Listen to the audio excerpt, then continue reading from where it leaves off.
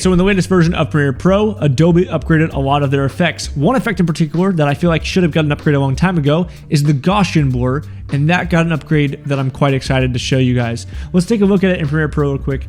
Let's not waste your time. I'm here, I'm in Premiere Pro, I have a sequence, right? 3 different shots, this shot, and that shot, some stuff I've been doing lately, some camping, you know, that's the deal. That said, we're gonna go to our effects panel, we're gonna type in Gaussian blur, right there, it comes up under video effects, blur and sharpen, that's how you find it in case you wanna find it manually for some weird reason. There's also a legacy Gaussian blur, you can still use the old one, but this new one is an automatically adjusting one, let's just say that. I drop it on, you'll immediately see that the blur happens, it takes effect. Hold on, nothing's wrong. In your effect controls, if you go over there, in your Gaussian blur effect panel, you can go over here to the amount and you can just turn that to 0.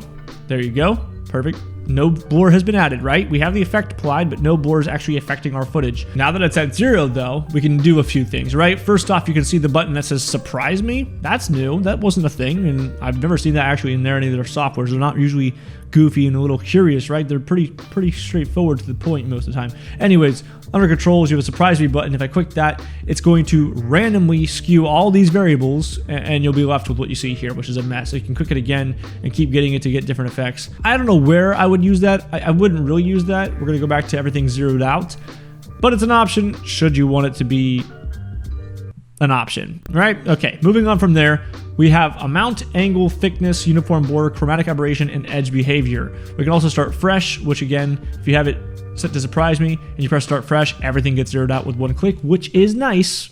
I'll be honest, it's kind of nice to have, because if you press like this, which is the old reset effect, it goes back to its default, which again is set to 20 by default. But anyways, so we went over surprise me, that button. We went over the start fresh button. Now that we have two like quality of life features, you could call them, let's talk about the actual effect. If I go over here to amount, this works the way it used to work, right? Still blurs the footage just the way you expect it to. I'd say I'm gonna go to about 5 for the effect I wanna create, and you'll start seeing the effect take place as I work. I'm gonna keep it at 5. I'm gonna turn off uniform blur to get the angle. The angle is going to act like directional blur used to act, or does act.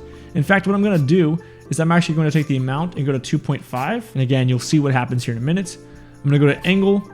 I'm going to change this to 45, and I'm going to go to chromatic aberration, and I'm going to boost this up to maybe like 25.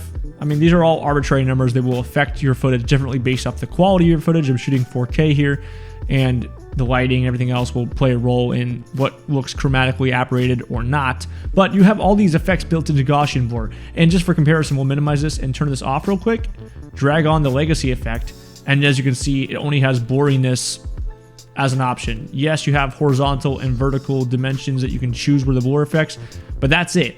It was good, it was fine, but we have a better option now, right? More options, more fun to mess around with. Anyways, you can see that the Gaussian blur has the way, you know, this messy look to it at the moment.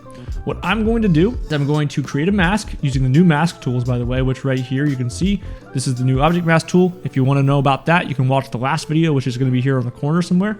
Click the ellipse tool, go to the corner.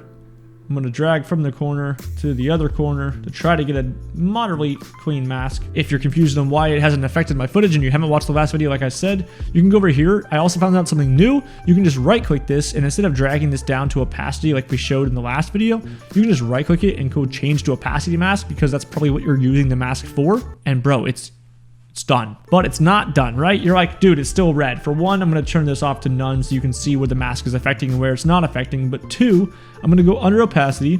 My mask is here, and I'm going to click inverted. If you have a keen eye, or you've been to the channel before, or you've just seen other videos, we kind of have this ellipse-shaped mask affecting the blur on the outer edges, kind of blurring the edges of our footage. We want to refine this a bit, but the idea and the concept is that we can kind of create a focal blur, a lens blur, you know, an aberration, like an old vintage style lens that I made a video on like years ago.